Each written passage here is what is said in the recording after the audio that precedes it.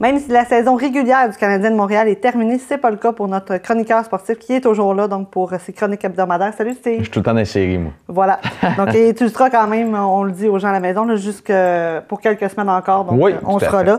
Et on commence tout de suite en parlant de boxe parce qu'il y a un champion à Mercier, donc un champion très jeune, là, quand même. Oui, exactement, qui a reçu les remerciements de la mairesse de la ville, Lise Michaud, qui lui a passé le petit félicitations, le petit remerciement pour bien représenter la région. Lui, Derek Pomerleau, 15 ans, qui a remporté le championnat de boxe Canada. Donc, bien entendu, une catégorie plus junior, là, c'est certain. Ça se passait le 2 avril dernier. Okay. Donc, on souhaite les plus grandes félicitations à ce jeune Derek Pomerleau. Voilà. Et on retient son prénom parce que probablement qu'on en entendra parler dans le futur. Ben, on a eu Francis Lafrenière. On va peut-être avoir Derek Pomerleau dans 5 ans. Dans quelques années. Au niveau du Canadien, je le disais, donc la saison régulière est terminé sur une bonne note quand même. On a vaincu Tampa Bay.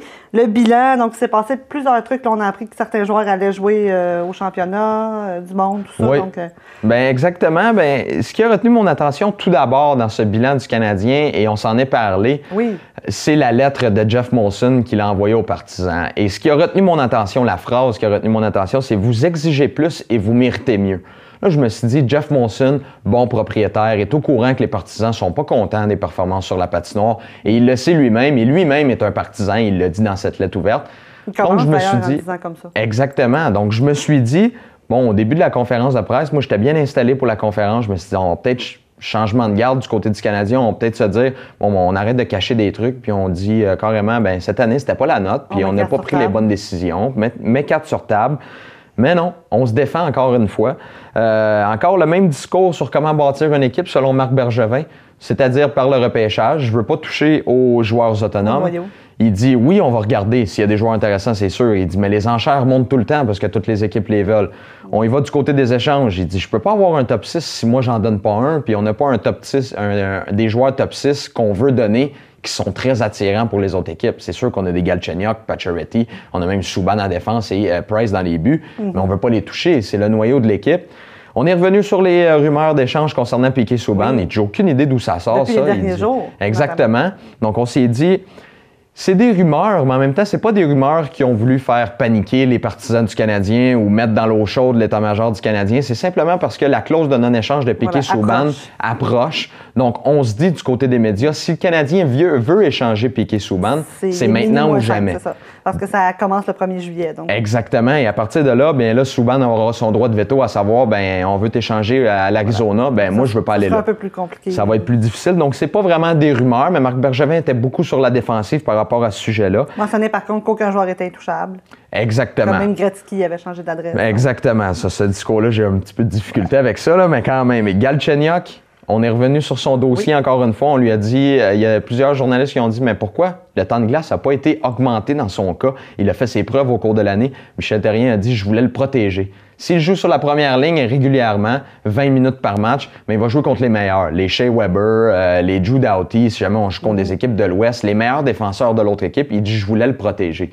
Oui, mais à un certain moment donné, il a joué 16-25 en moyenne l'année dernière, 16-15 cette année, donc en moyenne 10 secondes de moins, il a 10 buts de plus. Est-ce qu'il faut qu'il prouve quelque chose de plus pour montrer à l'organisation qu'il a sa place avec Pacioretty et Gallagher sur la première ligne, ou peu importe qui d'autre, mais comme premier centre du Canadien? Il fait très bien le travail. Moi, je crois que l'année prochaine, c'est do or die, si tu me permets l'expression, pour le Canadien de Montréal, parce que sinon, on pourrait scraper, entre guillemets, là, les chances de Galchenyuk de devenir dominant. Il y a beaucoup de fans, d'ailleurs, qui s'impatientent de dire, ben là, il serait temps qu'il se développe, il serait temps qu'on le mette contre les meilleurs. Exactement, à 6 pieds 2. Voir ce qu'il vaut et tout, donc probablement que ce sera l'an prochain. Oui, à 6 pieds 1, 6 pieds 2, quelques 200 livres, c'est le genre de gros centre qu'on recherchait à Montréal. Très talentueux, un bon lancer. Il faut qu'il développe un petit peu plus son positionnement et son jeu avec les passes, devenir un peu plus fabricant de jeu. Parce qu'on sait, s'il joue avec Pacioretty, c'est un franc-tireur pur. C'est pas un gars qui va commencer les jeux pour ses coéquipiers. C'est pas pour rien que ça a bien fonctionné avec Desharnais. Mais la note de la journée, tout le monde se met d'accord là-dessus, c'est qu'il a manqué de vétérans pour le Canadien de Montréal pour diriger les jeunes leaders de l'équipe. Et Max Pacioretty en a mentionné même un, Manny Malhotra. Il dit, ce gars-là, l'année dernière, il appelait beaucoup de meetings de joueurs. Il disait aux joueurs, bon, rassemblons-nous, parlons-nous un peu dans le blanc des yeux. On va découvrir ce qui va pas et on va avancer par la suite. C'était pas le meilleur sur la glace, Malhotra. Mais défensivement, il était toujours présent. C'était un modèle, c'était un leader. Donc, on a mentionné ça du côté de Pacioretty. Et c'est vrai qu'il n'en avait pas cette année. Aucun vétéran qui pouvait guider les jeunes leaders de l'équipe.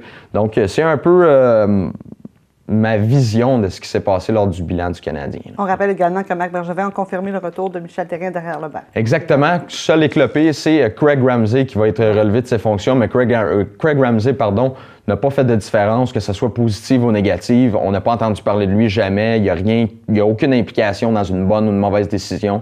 Donc, je ne crois pas que ça va changer grand-chose du côté du Canada. Et au niveau des séries éliminatoires, ben c'est entamé. Et tu te lances, toi, d'ailleurs, tu as décidé de... Oui, exactement. On va commencer ça du côté de l'association de l'Est. Les Highlanders qui vont affronter les Panthers, malgré le fait que les Highlanders ont quand même une bonne équipe, une équipe équilibrée. Je vais avec les Panthers en 6 matchs. Des jeunes joueurs, mais bien leadés avec Jaromir Jagr devant qui va montrer le chemin aux jeunes joueurs.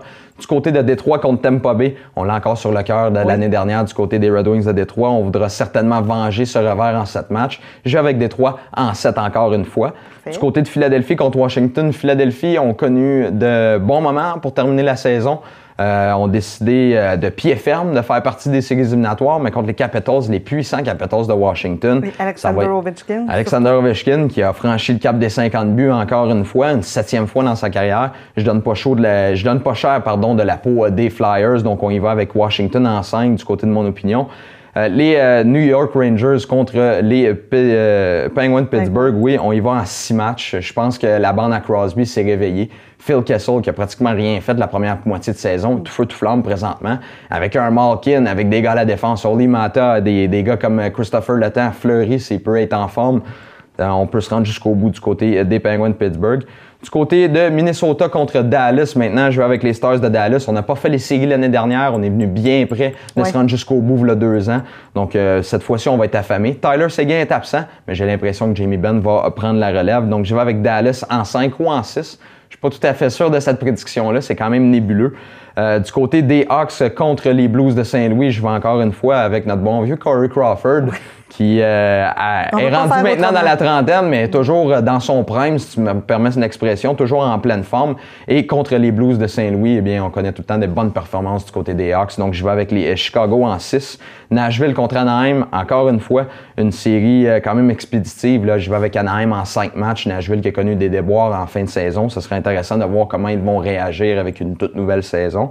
Et puis, San Jose contre les Kings. San Jose, la fenêtre est fermée pour la Coupe Stanley, j'ai bien l'impression. On a des bons jeunes joueurs qui poussent, mais les vétérans se font de plus en plus vieux, ont un petit peu de difficulté à suivre la cadence. Patrick Marleau, Joe Thornton, c'est 2 gars qui sont encore extrêmement talentueux, mais on a de la misère un petit peu à suivre, donc je vais avec les Kings en 6 matchs. Parfait. Et on en reparlera dans les prochaines semaines, de voir si tes prédictions se réalisent. Ben, c'est enregistré, donc je me suis mouillé pour de bon.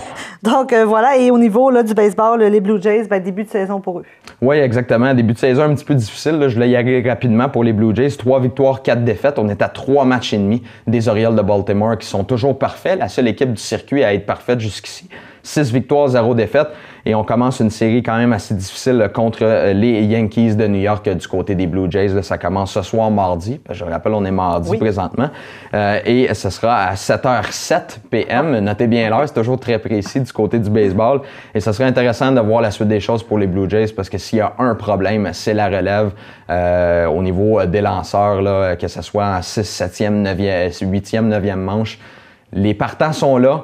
Roberto Osuna est là pour terminer les rencontres, mais c'est vraiment entre les deux, là, on a de la difficulté du côté des lanceurs. Voilà. Merci beaucoup, Steve, et on se reparle la semaine prochaine. Merci beaucoup.